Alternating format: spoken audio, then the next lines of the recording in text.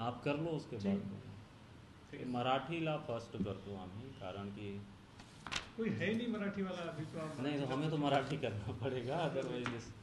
ठीक है सर, तुम्ही बोला, मराठीत बोला।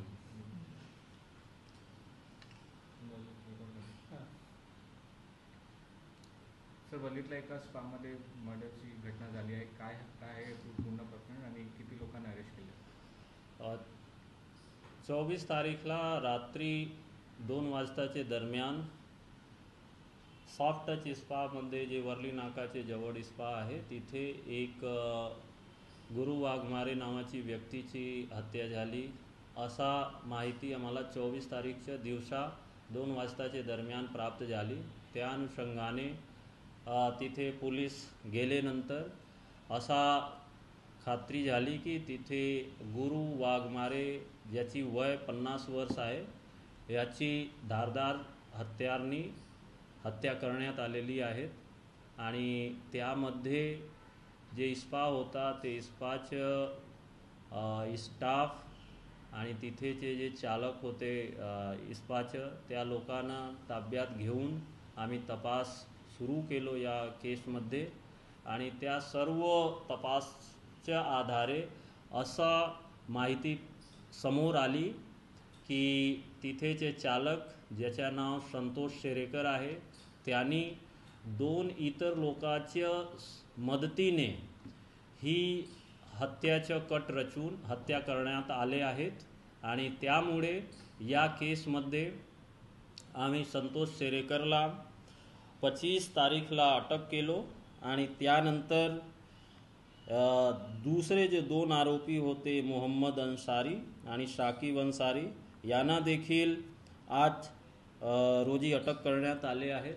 आणि या प्रकारे या केसमध्ये 3 आरोपी सध्या अटक असून तिघेचं जे कस्टडी आहे, पोलीस कस्टडी, तो आम्हाला 30 जुलैपर्यंत माननीय कोर्टाकडून प्राप्त झाली आहे।